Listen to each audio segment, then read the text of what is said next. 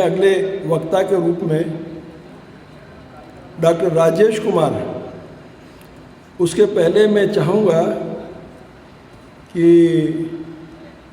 राजेश कुमार जी को बुलाएं। मानवर पुष्प साहब से मैं निवेदन करूँगा, जो बुद्ध विहार मुरार से आप पधारे हुए हैं,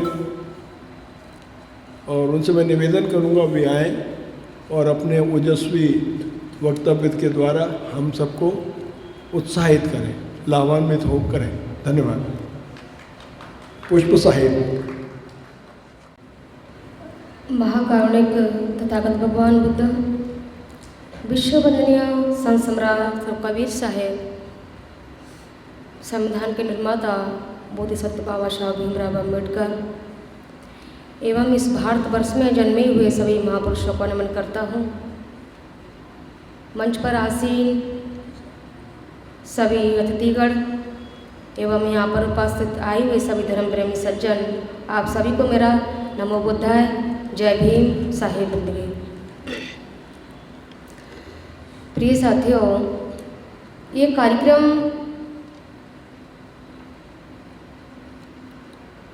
एक जन जागृति समझिए या समाज सुधारक समझिए या समाज को जागृत करने के लिए समझिए, क्योंकि यह अधिकतर हमारे समाज को जगाने के लिए प्रयास किया जा रहा है।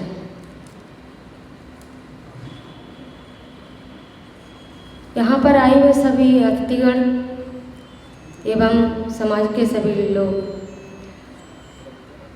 कहीं भी जाते हैं हम कार्यक्रम में,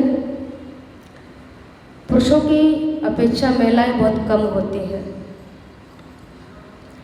अगर पुरुष 80% होंगे तो महिलाएं केवल 10% ही आपको देखने के लिए मिलेंगी। और इस बात को मैं हर जगह कहता हूँ कि बगैर बुनियाद अगर आपकी कमज़ोर है तो आप उस पर कभी इमारत खड़ी नहीं कर सकते। जब तक आपकी बुनियाद पक्की नहीं होगी, मजबूत नहीं होगी, तो आप उस पर अपना मकान या कोई इमारत या कोठी या बंगला कुछ भी खड़ा नहीं कर सकते। तो वो बुनियाद हमारे समाज की हमारी माताएं, हमारी बहनें हैं। हम इस समाज को जब तक जागृत नहीं कर सकते, जब तक हम अपनी माँओं को, अपनी बहनों को, अपनी पत्नियों को साथ लेकर के कहीं किसी कार्यक्रम में नहीं लेकर के आएंगे। लेकिन हम जहाँ भी जाते हैं, जितने भी बुद्धिजीवी लोग होते हैं, अच्छे अच्छे लोगों को देखा है, वो खुद तो स्वयं अपनी जेबों में हाथ डाल करके सूट बूट पहन करके आ जाते हैं, लेकिन माताओं को अपनी पार्लियामेंट घर की संभाल करके आते हैं और चलते हैं कि हम समाज को जागृत करने के लिए चलते हैं। खासकर हमारा ये समाज बिखरा हुआ है। हम कहते हैं कि हम बाबा साहब के वंशज हैं, लेकिन वंशज होने के बाद बाबा साहब ने कहा आप संगठित रहो। क्या हम संगठित हैं? किसी भी क्षेत्र में आप देखिए, कहीं भी संगठित नहीं है। घर में भी नहीं, बाहर भी नहीं, तो समाज को हम क्या संगठित कर सकेंगे? इतने सारे संगठन हैं कि जिसकी भरमारी नहीं, कोई कमी नहीं है संगठनों की। एक संगठन में से 4-4 संगठन बन जाते हैं। थोड़ी सच्चाई है, लोगों को कड़वी लगती है, और मैं मोटी बातों में लोगों को बताता हूँ। इतने संगठन हैं और हम इस समाज की कुरीतियाँ जो फैली हुई हैं, समाज के अंदर में जो गंदगी फैली हुई है, जो कचरा फैला हुआ है, उसको हम साफ करने के लिए निकले हैं। लेकिन हमारी जो सफाई करने का जो झाड़ू है, इसकी माताएं सुबह सुबह उठ करके झाड़ू लगाती है, अपने घर की सफाई करते हैं। अगर उसी झाड़ू को बिखरे करके अलग अलग कमरों में डाल दिया जाए तो क्या हम सफाई कर पाएंगे अपने घर की? नहीं हो पाएगी। उसी प्रकार से हमारे समाज की हालत हो गई है। हम निकले हैं अपने समाज की बुराइयों को ख़त्म करने के लिए, अपने समाज की कमियों को दूर करने के लिए, सफाई करने के लिए, कचरा साफ करने के लिए, लेकिन हमारा ये समाज बिखरा हुआ है। तो हम इस समाज में फैली हुई कुरीतियों को, फैले हुए कचरे को कैसे साफ कर सकते हैं? आप कितना भी प्रयास कर लो, आप इस समाज का कभी भला नहीं कर पाएंगे, कभी इसको आगे नहीं ले जा पाएंगे जब तक आप खुद संगठित नहीं रहेंगे तब। Subscribe to my channel. हमें दूसरों की बुराइयां करने से कोई लाभ नहीं मिलने वाला है, हमें दूसरों की कमियां निकालने से कोई लाभ नहीं मिलने वाला है। ना ही इससे समाज का भला होगा, ना ही इससे हमारा भला होगा। तो कबीर साहब कहते हैं, बुरा जो देखन मैं चला बुरा न मिलिए कोई, जो दिल खोजा आपना तो मुझसे बुरा न कोई। हमने अपनी कमियों को कभी देखा ही नहीं, हमने अपनी बुराइयों को कभी देखा ही नहीं। और कहते हैं, आपन को आप ही बिसरियो, जैसे स्वान कांच मंदिर में भरमत भूष मरो। तो कबीर साहब कहते हैं, आपन को आप ही बिसरियो, जैसे स्वान कांच मंदिर में, जैसे एक कुत्ता अपने प्रतिबिंब को देख करके वो अपने ही प्रतिबिंब पर भौंकता है, उसी प्रकार से हमारे ये समाज की हालत है। आपन को आप ही बिसरियो, जैसे स्वान कांच मंदिर में भरमत भूष मरियो। और भौंक भौंक करके वो अपने ही प्रतिबिंब पर मरा जा रहा है।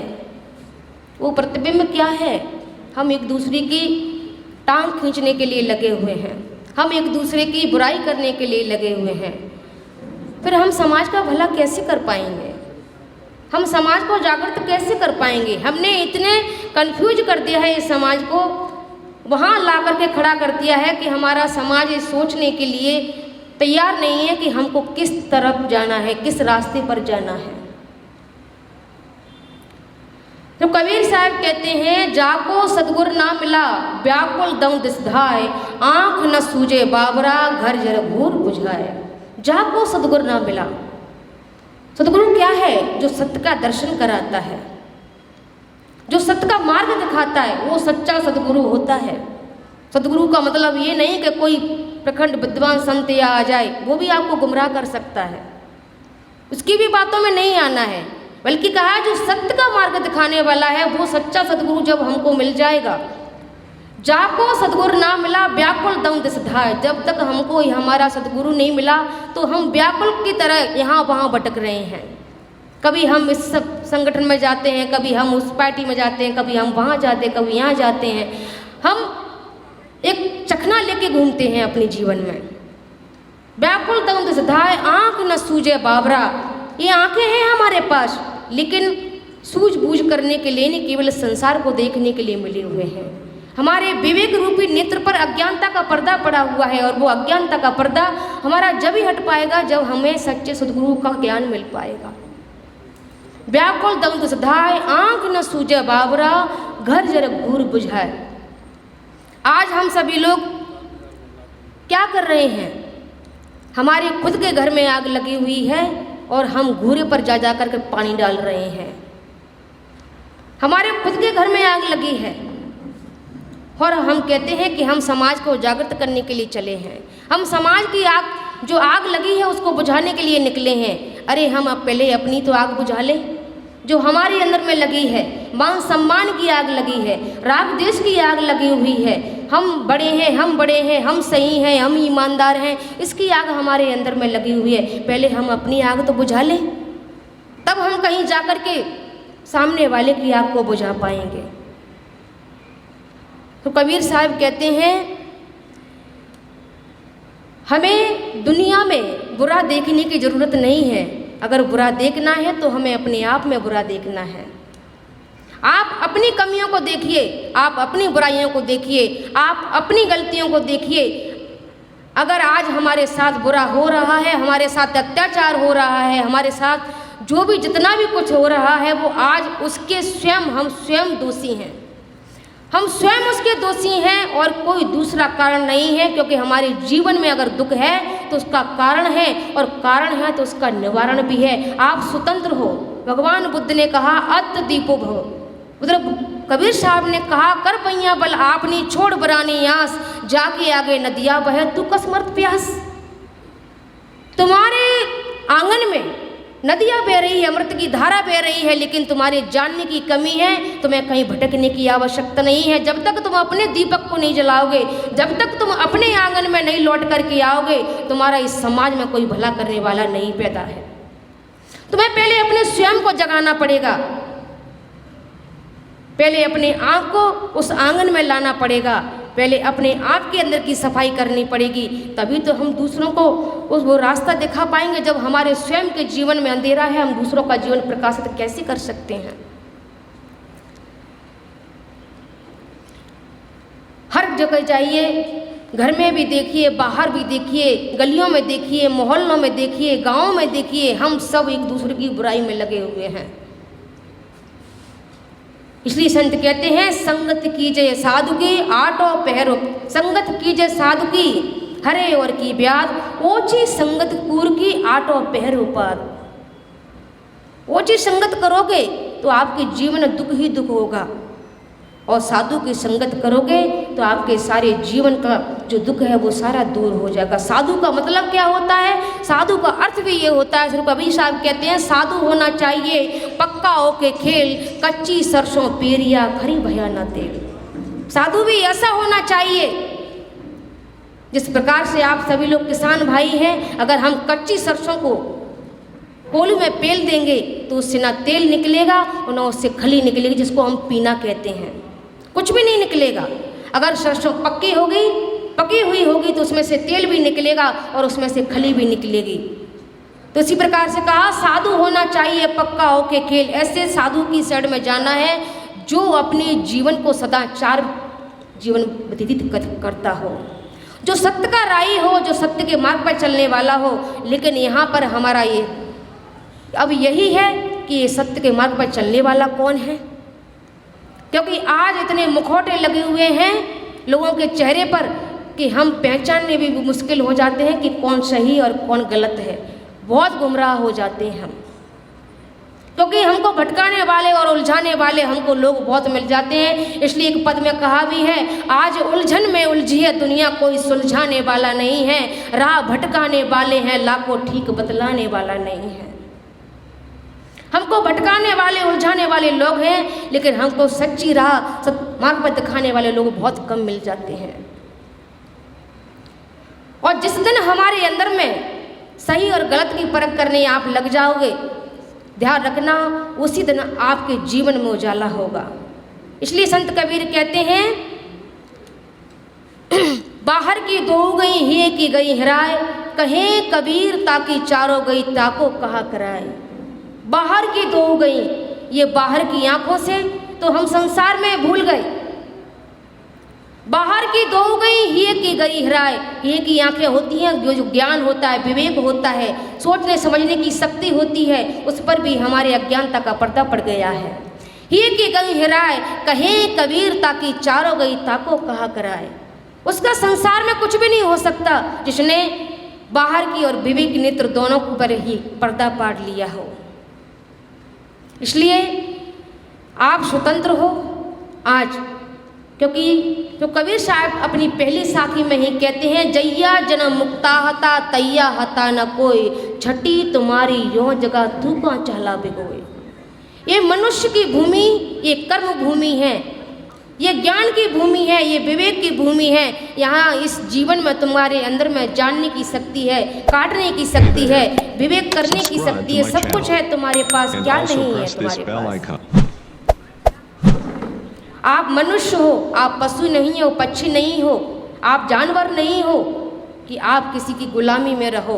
आप स्वतंत्र हो, आप मनुष्य हो, आपकी मनुष्य कर्म भूमि है। आप कर्म करिए और फल आपको जरूर मिलेगा। लेकिन हम कर्म करना ही नहीं चाहते, हम केवल फूफटिया हो गए हैं, फ्री का लेना चाहते हैं। अभी तक हमको जो जितना भी मिला वो केवल मुफ्त का मिला हुआ है। सब समय मुझे बता दीजिएगा। हाँ, अभी तक हम फूफटिया हैं, हम केवल फ्री का लेना जानते हैं। अभी हम मेहनत का नहीं ले रहे हैं, और हमारे पास अभी जितना भी है केवल कुछ भी नहीं, मेहनत का कुछ भी नहीं है, सिर्फ फ्री का है हमारे पास अभी भी। और फ्री का ले लेकर के हम अपने आप को राजा समझ बैठे हैं। इसलिए संत कहते हैं, पूत कपूत को क्या धन संचय और पूत सपूत को क्या धन संचय। आप कपूत हो या सपूत हो, या आप अपने आप पर निर्णय कर लेना, आप सभी के ऊपर है, मेरे ऊपर भी ये लागू है। क्योंकि हमारे महापुरुषों ने जो हमको जो दौलत दी है, ये दौलत तो नकली है जिसे हम जी तोड़ मेहनत करके अपने जीवन में लेकर के आते हैं, इससे हमको सुख नहीं मिलेगा। हमारे पास वो धन है जिसका हम सदुपयोग नहीं कर पा रहे हैं, क्योंकि हमको ये फ्री का मिला हुआ है। हमने इसके लिए मेहनत नहीं की, हमने इसके लिए प्रयास नहीं किया है, हमको ये बैठे बैठे घरों में सोते सोते मिल गया है, इसलिए तो हमको इसकी कदर नहीं है। अगर हमारा पसीना बहता, आपने 10वीं की किताब में थी पसीने की कमाई, आपके बच्चों ने भी पढ़ी होगी, शायद आपने नहीं पढ़ी होगी, तो पसीने की कमाई एक कहानी थी, ज़्यादा समय नहीं लूँगा। वो पसीने की कमाई में जब तक पिता ने अपने हाथों से बच्चे को दिया, तब तक उसको कहा बेटे कुएं में डाल करके आओ, वो कुएं में डाल करके आता, उसे कोई अनुभव नहीं होता कि क्या है पैसा। लेकिन जिस दिन उसने अपने पसीने से कमाया, उस दिन उसके पिता ने कहा कि बेटा कुएं में डाल करके आओ, तो उसने मना कर दिया कि मैं इसको कुएं में नहीं डाल सकता हूँ, इस पैसे को मैंने बड़ी मेहनत से कमाया है। बेटे ने उसको 10 रुपये दिए, पिता ने वो 10 रुपये तक कुएं में फेंक करके आया। लेकिन जिस दिन उसने चवन्नी कमाई, उसे अपनी चवन्नी की कदर हो गई, लेकिन पिता के 10 रुपये की कीमत की कदर नहीं थी उसके जीवन में। तो आज हमें अपने महापुरुषों के बलिदान की कदर नहीं है कि हमारे महापुरुषों ने हमको जो संपत्ति दी है वो किस त्याग से दी है, किस मेहनत से दी है, किस बलबूते पर किस प्रकार प्रयास किया, तब हमारे जीवन में खुशियाँ लेकर के आए। तब कहीं जाकर के हमारे जीवन में अंधेरा था तो उजाला लेकर के आए, क्योंकि हमने उसके लिए अपना पसीना नहीं बहाया है, उसके लिए हमने अपना खून नहीं बहाया है, उसके लिए हमने अपनी मेहनत नहीं की, अपने शरीर को नहीं थकाया है। हमारे महापुरुषों ने अपने पसीने को बहाया, हमारे महापुरुषों ने अपने शरीर को थकाया है, अपनी नींद को खोया है, तब कहीं जाकर के हमको ये सम्मान, ये अधिकार और ये कुर्सी हमको बैठने के लिए मिली हुई है। तो मैं ज़्यादा समय न लेते हुए कुछ शब्द हैं जो कहकर के आप सभी के बीच में समाप्त करूँगा। कहा है कि जलीलों की महफिल में शराबत न मिलेगी, जलीलों की महफिल में शरारत न मिलेगी, गैरों की अपनी से मोहब्बत न मिलेगी। वक्त है सियासी हवाओं का कर लो कब्जा, वक्त है सियासी हवाओं का कर लो कब्जा, क्योंकि भीख मांगने से कभी हुकूमत ना मिलेगी, क्योंकि भीख को मांगने से कभी हुकूमत ना मिलेगी। कुर्सियों के लिए जालिमों से सौदागरी ना कर, इस कुर्सी के लिए तू जालिमों से सौदागरी ना कर, महापुरुषों के कातलों को तू बाइज्जत बरी ना कर। औलादे खोई हैं भीम ने तेरे लिए, औलादे खोई हैं भीम ने मेरे लिए, तू अपनी औलादों के लिए भड़ुआगिरी ना कर, तू अपनी औलादों के लिए भड़ुआगिरी ना कर, तू अपनी औलादों के लिए भड़ुआगिरी ना कर। क्योंकि आज हमारा समाज, हमारे नेता, हमारे संगठन आज ये सब कुछ यही कर रहे हैं, क्योंकि कहते तो हैं कि संगठित हो जाओ, संगठित हो जाओ, लेकिन संगठित करके ये ले जाने कहाँ चाहते हैं, इनसे जरा ये भी पूछ लीजिएगा। क्योंकि यहाँ पर एक क्वेश्चन बनता है, लोग कहते हैं संगठित हो जाओ, संगठित हो जाओ, लेकिन संगठित करके ये ले आना कहाँ चाहते हैं, जरा इनसे ये भी पूछ लीजिएगा। ले आते समय इन्हीं शब्दों के साथ मैं अपनी वाणी को विराम देना चाहूँगा। सभी को नमो बुद्धाय, जय भीम, साहिब बंदगी।